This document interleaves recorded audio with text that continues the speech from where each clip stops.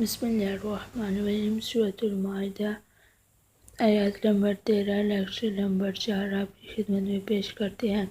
سورۃ المائدہ کا تعارف۔ سورۃ المائدہ ایک مدنی سورت ہے کیونکہ ہجرت مدینہ کے بعد جو صورتیں نازل ہوئی، خواہ وہ مدینہ میں نازل ہوئی ہو یا مدینہ سے باہر حالت سفر میں نازل ہوئی ہو، ان سب کو مدنی صورتیں کہا جاتا ہے۔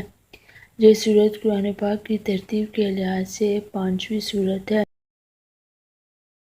اس سورت کا آغاز ترتیب اخلاق سے ہوا ہے اور اس میں مختلف اقسام کے اخلاقی سبق دیے گئے ہیں جن کا تعلق اس طرح ایک قوم کی انفرادی اور اجتماعی زندگی سے ہے، اسی طرح ان کا تعلق بین الاقوامی معاملات اور عبادات سے بھی ہے۔ سورت میں متعلق آیات کہ توراۃ اور انجیل اور قرآن پاک علیحدہ علیحدہ نظریے کے علم کے برادر نہیں بلکہ یہ تینوں نہریں ایک ہی سرچشمہ فیض سے ابھرتی ہیں، لہٰذا البتہ اب قرآن پاک پر ہی عمل ہوگا کیونکہ باقیہ آیات تحریف کا شکار ہو چکی ہیں۔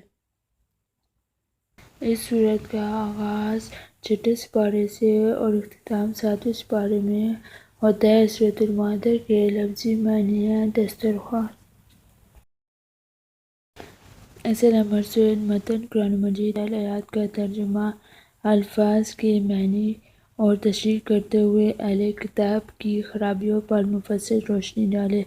فَبِمَا پس پھر نَقْضِهِمْ توڑ دیا یا عہد شکنی کی میثاقہم عہد کی لعنت کی ہم نے وجعلنا اور ہم نے بنا دیا قلوبہم ان کے دل قاسیۃ سخت، یحرفون وہ بدلتے تھے کلمہ بات کو عن سے مواضعہ جگہوں سے ونسوا اور بھلا دیا احسن حصہ مما اس میں سے جو ذکروا نصیحت کی گئی بھی اسے۔ ترجمہ پھر ان کی عہد شکنی کی وجہ سے ہم نے ان پر اپنی لعنت نازل فرما دی اور ان کے دل سخت کر دیے کہ وہ کلام کو اس کی جگہ سے بدلتے تھے اور جو کچھ نصیحت انہیں کی گئی تھی اس کا بہت بڑا جھٹلا دیا۔ الفاظ معنی۔ نَقْضِهِمْ عہد شکنی یا عہد توڑنے والا، یحرفون بدل ڈالتے ہیں قلوبہم قاسیۃ دل سخت کر دیے گئے، مواضعہ مقامات یا جگہ، ونسوا بھلا دیا احسن حصہ ذکروا جو انہیں نصیحت کی گئی۔ پیپر میں صرف آپ کو ترجمہ دیا جا سکتا ہے، اس کا ترجمہ اور تشریح کریں یا الفاظ معنی بھی ساتھ پوچھ سکتے ہیں، اس لیے ہم نے آپ کو دونوں طریقے سے پڑھا دیا ہے تاکہ آپ کو یاد کرنے میں آسانی ہو۔ اب ہم آپ کو تشریح کرنے کا طریقہ مختصر انداز میں بیان کرتے ہیں۔ سب سے پہلے ہم کیا ہے اس کی ہیڈنگیں بنا دیں گے۔ پہلی ہیڈنگ بنے گی اس کی تعریف۔ تعریف کا مطلب ہے تبدیل کرنا۔ اب اس کو وضاحت کرتے ہیں۔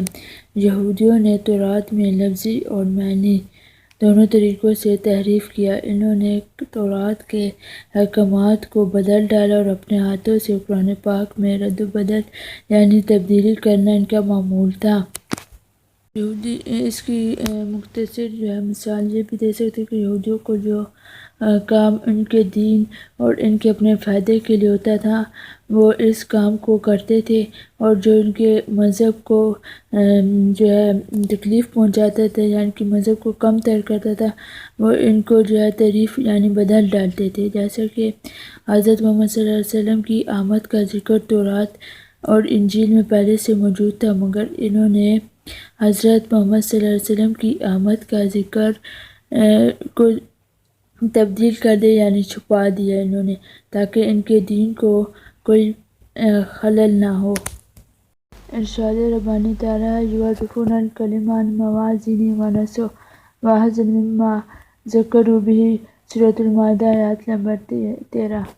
پھر اوپر جو آیات دی گئی ہے جو آیات میں نے پڑھی ہے پھر اس کا ترجمہ لکھ کے پھر اس کو تھوڑا سا واضح کرنا ہے۔ پھر تامنہ آیات کا مطلب یہ ہے کہ یہودیوں کے معنی اور مطلب کے خلاف جو آیات ہوتی تھی وہ انہیں چھپا دیا کرتے تھے۔ جیسے ایک مرتبہ یہودی ایک زنا کا مقدمہ آپ صلی اللہ علیہ وسلم کی عدالت میں لایا اور کہا کہ آپ فیصلہ کر دیں۔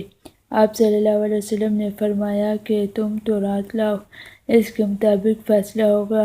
چنانچہ جب تورات آپ صلی اللہ علیہ وسلم کی خدمت میں لائی گئی تو ان میں سے ایک نے آیات کو چھپا رکھا جس میں سنسار کی سزا تھی، جس کا ذکر قرآن پاک نے یوں کیا ہے: یہ یہودی آپ کو ایسے حکم بتاتے ہیں حالانکہ ان کے پاس تورات ہے، ان میں اس کا حکم واضح موجود ہے، پھر یہ آپ کا فیصلہ بھی سن کر ان سے روگردانی کرتے ہیں۔